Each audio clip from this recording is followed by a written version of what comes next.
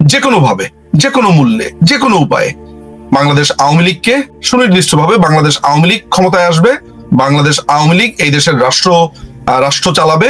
5ই অগাস্টের পর বলা হচ্ছে যে মাননীয় প্রধানমন্ত্রী শেখ হাসিনাকে তারা অ্যাকোমোডেট করেছে, এটার জন্য অনেক ক্ষোভ। তাহলে তারেক রহমানকে যে ইংল্যান্ড এতদিন ধরে অ্যাকোমোডেট করলো, ইংল্যান্ডের বিরুদ্ধে তো আপনার কোনো ক্ষোভ দেখা যায় না। আপনি আপনার যে দলের নেতা গোলাম আজম 1971 সালের পরে সে যে ইংল্যান্ডে গেল, কই? আমি তো বলি নাই যে ইংল্যান্ড রাজাকারদেরকে প্রতিষ্ঠা করেছে। মাননীয় প্রধানমন্ত্রীকে একটা নিরাপত্তার জন্য এক জায়গা থেকে অন্য জায়গাতে স্থানান্তরিত করা হয়েছে। এখনো বাংলাদেশের প্রধানমন্ত্রী মাননীয় প্রধানমন্ত্রী শেখ হাসিনা আপনি হাওয়ায় তলোয়ার চালাচ্ছেন। অর্থাৎ এই রাজাকারদের রাজনীতিটাকে চাগিয়ে রাখার জন্যই এই বিদ্বেষগুলো করা হচ্ছে। কারণ নাহলে পাবলিক হবে কি? এই রাজাকার বাচ্চাদের যে আস্ফলন, এই রাজাকারদের যে আস্ফলন এবং বাংলাদেশকে পাকিস্তানিকরণের যে প্রক্রিয়া শুরু হয়েছে, আমাদের জন্য তো চ্যালেঞ্জিং বটেই। তবে আমার কাছে, আমি ব্যক্তিগতভাবে যতদূর বুঝতে পারি এবং আমার কাছে যতটুকু তথ্য আছে, এই অমানিসা খুব দ্রুতই কাটবে। এটা খুব দেরি হওয়ার কথা না, আমার হিসাব অন্তত পক্ষে তাই বলে। একটা কথা মাথায় রাখবেন, সেটা হলো যে আমাদের যেই একটা, আমি বলবো এটা জাতীয় দুঃখের ব্যাপারটা হচ্ছে এমন যে বাংলাদেশ আওয়ামী লীগের রাজনীতি নিয়ে ভিন্ন মত থাকতেই হবে।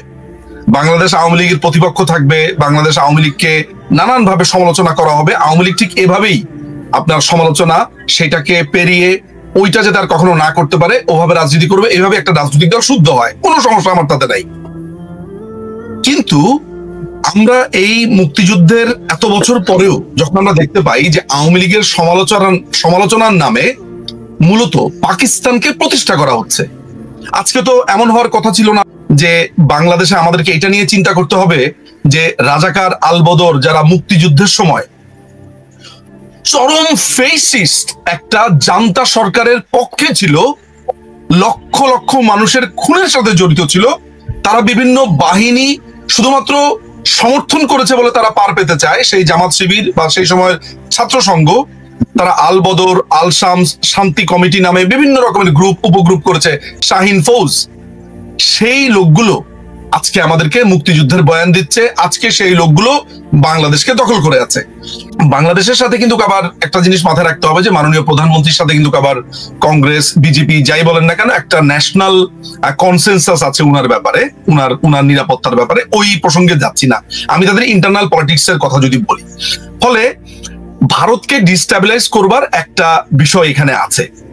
বাংলাদেশ রাষ্ট্রের পক্ষে আসলে ভারতের সাথে যুদ্ধ করে টিকে থাকা বা বাংলাদেশ রাষ্ট্র এই উস্কানি দেওয়া, এটা আমি এখন যারা ক্ষমতা দখল করেছে আমি তাদের কথা বাদ দিই। অ্যাজ এ বাংলাদেশ হিসেবে এই জিনিসটা আমরা কখনো করবও না, আর আমাদের করার প্রয়োজনই নেই। এর অনেকগুলো কারণ আছে।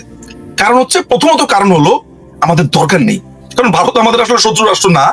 সেকেন্ড, আমাদের ওই সামর্থ্যও নেই ভারতকে টেরোরাইজ করার, এবং যেটা প্রথম পয়েন্টটা বলেছি, কারণও নেই। তাহলে যদি সেটা নাই হয়ে থাকে, তাহলে এই যারা ক্ষমতা দখল করলো তাদের এত মাথা ব্যথা কেন? এখন এই জায়গাতে উত্তর দিতে গেলে আপনাকে কয়েকটা মানুষের কথা চিন্তা করতে হবে। আচ্ছা, 5 তারিখের পর থেকে ভারত বিরোধী কথাবার্তা কারা বলছে? একটা লিস্ট কি আপনি করেছেন? নাহিদ বলছে, মাহফুজ বলছে, মানে যে শিশু উপদেষ্টারা আছে বা এই বাচ্চা ছেলেগুলো আছে, মাহফুজ বলছে, আসিফ নামে যারা আছে সে বলছে, আর আসিফ নজরুল, 2 আসিফ আছে, একটা হচ্ছে বাচ্চা আসিফ, একটা হচ্ছে বৃদ্ধ আসিফ।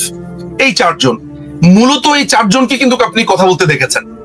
এখন আপনি প্রথম 3 জনের যদি ব্যাকগ্রাউন্ডটা দেখেন, লক্ষ্মীপুরের ছেলে মাহফুজ, যে প্রথমে আপনার ইউনুসের প্রধান উপদেষ্টা ছিল, বিশেষ উপদেষ্টা ছিল, এরপরে উপদেষ্টা হয়েছে। আচ্ছা, এই মাহফুজ কিন্তু প্রথমে ছিল হচ্ছে আপনার শিবিরের সাথী, মাথায় রাখতে হবে।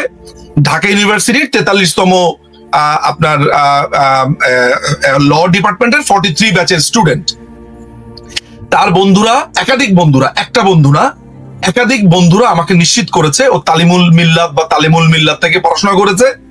আশ্চর্যের ব্যাপার হচ্ছে, এই নাহিদ, আসিফ এবং মাহফুজ, এরা 3 জনই কিন্তু এক্স মাদ্রাসার স্টুডেন্ট। এবং কোন মাদ্রাসার স্টুডেন্ট মাথায় রাখবেন, আমি কিন্তু জেনেরিক কথাবার্তা বলছি না। বাংলাদেশে কিন্তু মাদ্রাসার ভাগ আছে। বাংলাদেশে অসংখ্য লক্ষ মাদ্রাসা আছে যারা বাংলাদেশের মুক্তিযুদ্ধ, বঙ্গবন্ধু এইসব ব্যাপারে খুবই শ্রদ্ধা করে। ফলে আজকে মাদ্রাসার স্টুডেন্ট যারা দেখবেন, তারা অফেন্ডেড হওয়ার কিছুই নাই যেমন স্কুল বললে আমি এটা মনে করি নেই না যে রেসিডেন্সিয়ালকে বলা হচ্ছে। সো এইটা একটু ক্ল্যারিফাই করা আমার প্রয়োজন। তো আপনি যেহেতু আওয়ামী লীগের সঙ্গে অত্যন্ত ঘনিষ্ঠ সক্রিয়ভাবে কাজ করছেন বিভিন্ন পর্যায়ে, যে আওয়ামী লীগ এই বিষয়গুলো কতখানি বিবেচনা করছে, ভবিষ্যতে তারা নিঃসন্দেহে ফিরে আসবে, কিন্তু কতখানি আত্মশুদ্ধি নিয়ে ফেরত আসবে এবং এই বিষয়গুলি তারা গবেষণা করছে কিনা, তারা বিশ্লেষণ করছে কিনা, যে তাদের ভুলগুলো কি, কারা তাদেরকে আসলে ভুল পথে পরিচালিত করলে এই বিষয়গুলি তারা কিভাবে করে দেখছেন? অনেক ধন্যবাদ। এইটা এমন একটা সেন্সিটিভ কোশ্চেন, বিশেষ করে আমার জন্য। আমার মনে হয় না যে আমি কোনো ধরনের চূড়ান্ত অনুমতি ছাড়া বা সময় ছাড়া এগুলো নিয়ে কথা বলতে পারবো। আপনিও খুবই আত্মবিশ্বাসী ছিলেন যে কিছুই হবে না, সরকার সব হ্যান্ডেল করছে। আমি আপনাকে বলছি, এটা বলতে তো আমার কোনো বাধা নেই। সেই সময় বাংলাদেশের গোয়েন্দা সংস্থাগুলোর সাথে আমার সরাসরি যোগাযোগ ছিল এবং এটা আমি বলবোই। এবং তারা যদি এগুলো ডিনাই করে, আমার কাছে অসংখ্য প্রমাণপত্র আছে এবং কারা কোথায় বিট্রে করেছে না করেছে সেগুলো আমার কাছে একদম প্রমাণ সহ আছে। সেগুলো নিয়ে আমি কথা বলছি না, কারণ সেনাবাহিনী বিট্রে করেছে, তাতে কোনো রকমের আমার মানে সেনাবাহিনীর একটা অংশ বিট্রে করেছে, সেটা নিয়ে কখনো আমাকে চ্যালেঞ্জ করতে আসলে তারপরে সেগুলোর জবাব আমি দিতে পারবো।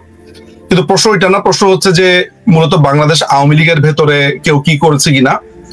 দেখেন, আমরা এখন যেরকম একটা স্টেটের ভেতরে আছি, সেই জায়গাতে আমার মনে হয় না বাংলাদেশ আওয়ামী লীগ এই মুহূর্তে কাউকে কনফ্রন্টেশনে আনা, কাউকে ব্লেম করা, কারণ আমরা আহত অবস্থাতে আছি, উন্ডেড।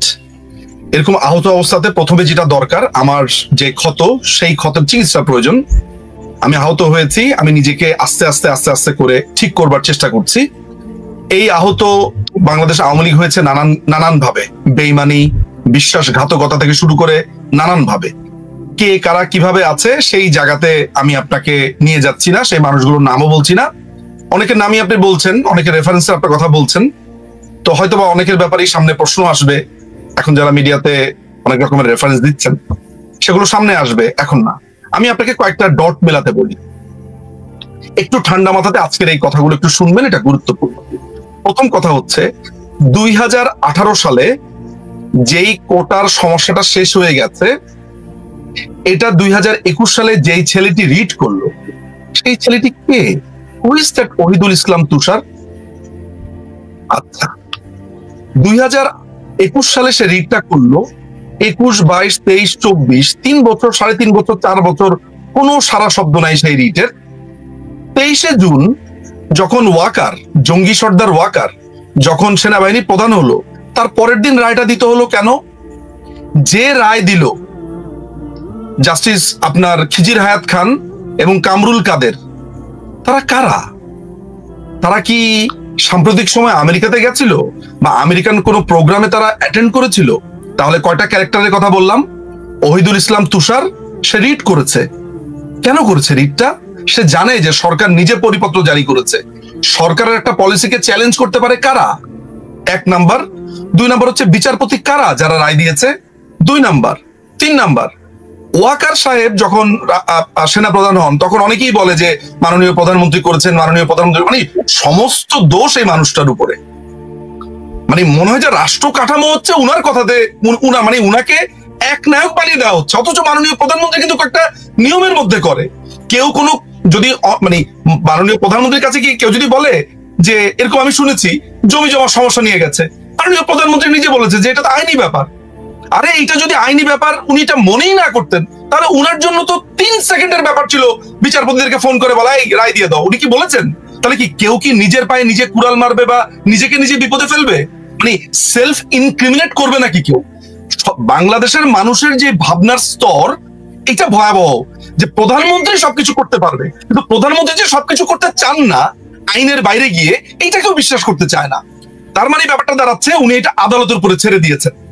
উনি যদি আদালতের উপর ছেড়ে না দিয়ে উনি যদি প্রভাব খাটাতেন, তাহলে একটা প্রমাণ এর মধ্যে একটু দিয়ে রাখা ভালো। 1999-এ উনি ভারত থেকে ফিরে একটা সংবাদ সম্মেলনে বলেছেন, ভারতের একটা সফরের পরে উনি সংবাদ সম্মেলনে বলেছিলেন যে এত জামিন হচ্ছে হাইকোর্টে যে ধরে ধরে সবাইকে জামিন দিয়ে দিচ্ছে।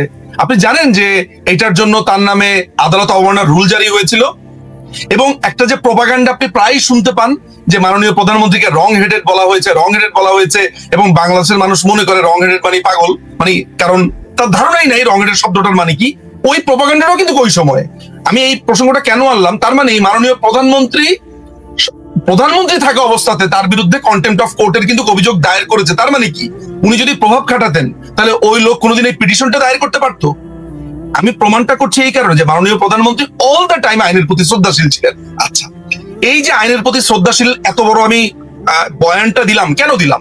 এই কারণে দিলাম যে ওয়াকার যখন 23শে জুন তিনি আপনার সেনা প্রধান হয়, এটা কি মাননীয় প্রধানমন্ত্রীর একক সিদ্ধান্ত, নাকি ডিজিএফআই এর রিপোর্ট আছে, নাকি এনএসআই এর রিপোর্ট আছে, ডিবির রিপোর্ট আছে, বিভিন্ন গোয়েন্দা সংস্থার রিপোর্ট আছে? এগুলো কি আমরা বিবেচনা করেছি? তাহলে এই ওয়াকারকে একেবারে এমন একটা পজিশনে কারা আনলো রিপোর্ট দিয়ে যে সে হচ্ছে সবচেয়ে যোগ্য?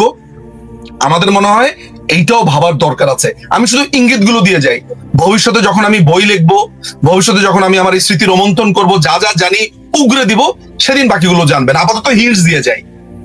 আচ্ছা, ফলে মাননীয় প্রধানমন্ত্রীর উপরে দায় চাপানোর